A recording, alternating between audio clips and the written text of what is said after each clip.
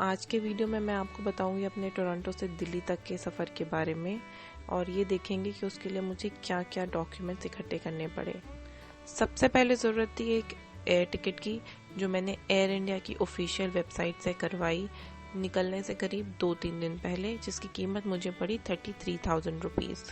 Rates में ज़्यादा fluctuations नहीं थी उस टाइम पे, इसके लिए मैं उसको 2-3 दिन पहले करवा पाई। इसके बाद जो सबसे इम्पोर्टेंट चीज़ थी वो था कोविड का नेगेटिव टेस्ट। वो कराने के लिए मैंने ऑनलाइन काफ़ी रिसर्च करी, तो उसके बाद में मुझे इन सब लैब्स के बारे में पता चला जहाँ पर कोरोना का टेस्ट हो रहा था। वैसे तो हॉस्पिटल्स में भी फ्री में हो रहा था, लेकिन वो उसका रिज़ल्ट कब आएगा उसकी कोई गारंटी नहीं थी।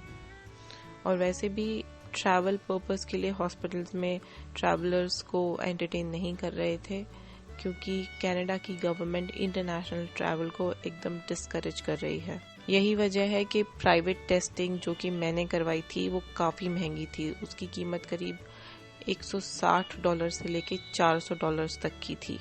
इनमें से मैंने काफ़ी लोगों को फ़ोन करके ऑलरेडी कांटेक्ट किया था ये जानने के लिए कि ये लोग कितने टाइम में मुझे कोविड की रिपोर्ट दे देंगे, लेकिन किसी ने भी गारंटी के साथ नहीं बोला कि आपको विदिन 72 आवर्स मिल जाएगी। तो एक तरह से रिस्क ही था। फिर भी based on their past experience वो बोल रहे थे कि 48 आवर्स के अंदर तो 100% आ ही जाती है।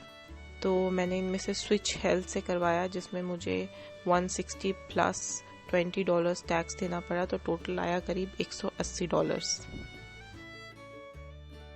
इन सभी में टेस्ट कराने के लिए आपको 2-3 दिन पहले ऑनलाइन रजिस्ट्रेशन करना पड़ता है और उसी टाइम आपको पेमेंट भी करनी होती है। क्लिनिक में जाके पेमेंट करने का ऑप्शन मुझे इनमें से किसी में भी नहीं मिला।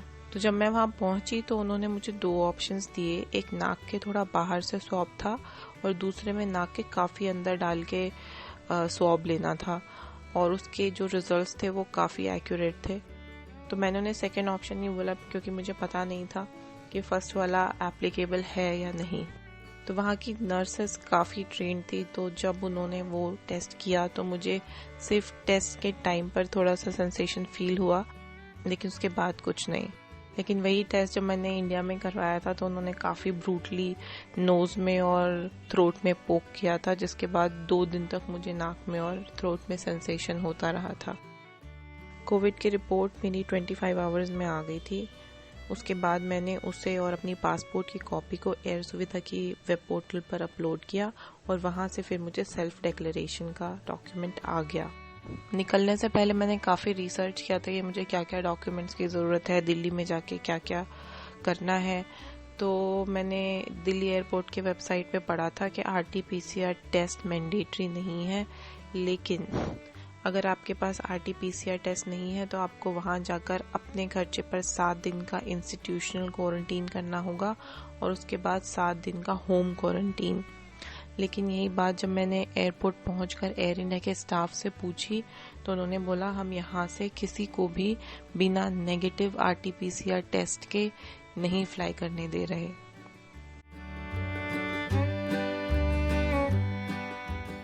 एयरपोर्ट जाने के लिए मैंने फिंच स्टेशन से गो बस ली, जिसमें मुझे करीब $60 लगे और बस में मेरे अलावा बस एक ही पैसेंजर थे।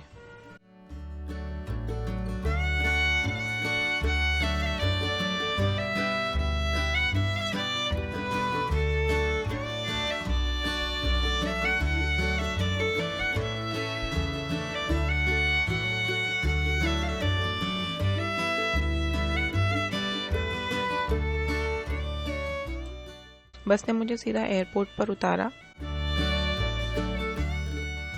जब मैं एयरपोर्ट पे गई तो बोर्डिंग पास वाली लाइन में लगने से लेके बोर्डिंग पास लेने तक करीब 3 बार मेरे से वो टेस्ट रिपोर्ट और सेल्फ डिक्लेरेशन चेक किया गया। मैंने सभी जगह अपने फ़ोन में ही सॉफ्ट कॉपी दिखाई थी, हार्ड कॉपी की मुझे कहीं पर भी ज़रूरत नहीं पड़ी। पूरा एयरपोर्ट एकदम खाली था। एयर इंडिया की फ़्लाइट वाले पैसेंजर्स ही मुझे दिखाई दे रहे थे, उनके अलावा पूरे एयरपोर्ट पर कोई नहीं था। एयरपोर्ट खाली होने की वजह से सिक्योरिटी चेक भी बहुत जल्दी हो गया। कोविड की वजह से सारे रेस्टोरेंट्स भी बंद थे, अदरवाइज़ यहाँ पे अगर आप कुछ ऑर्डर करना चाहते हैं तो ये सब टैबलेट्स लगे हुए यहाँ पे बैठ के आप ऑर्डर कर सकते हैं और यहीं पे पेमेंट भी कर सकते हैं।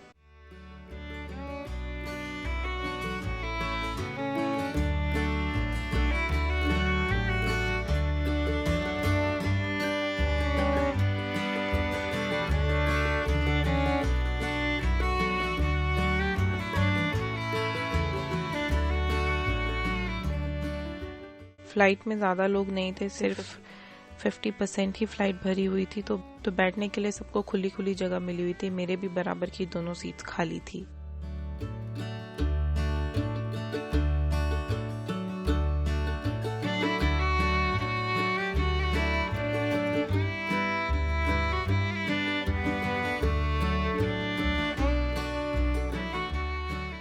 फ़्लाइट में सबकी सीट पर ये पैकेज रखे हुए थे, जिसमें एक पानी का bottle, mask, face shield, earphones और सैनिटाइजर्स के सैशे थे।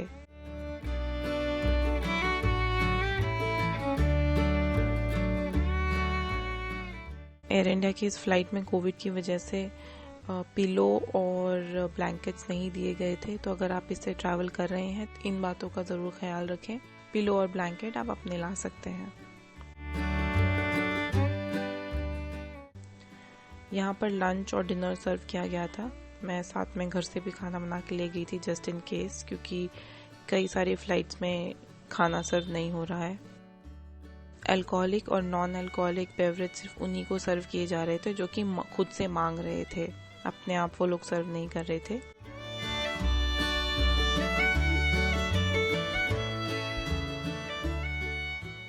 फ़्लाइट खाली होने की वजह से मेरे बराबर की दोनों सीट्स खाली थी, तो मुझे आराम से पैर फैलाकर बैठने के लिए मिल गया था।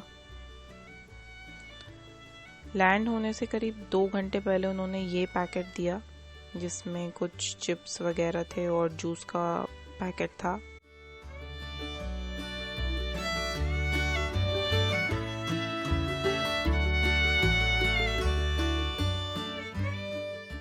दिल्ली पहुंचकर सबसे बड़ी राहत ये थी कि अब एक और बार RT-PCR टेस्ट नहीं करवाना था।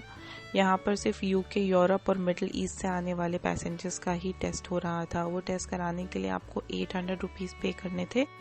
इमिग्रेशन से पहले ही काउंटर्स बने हुए थे जहाँ पर ये टेस्ट हो रहा था।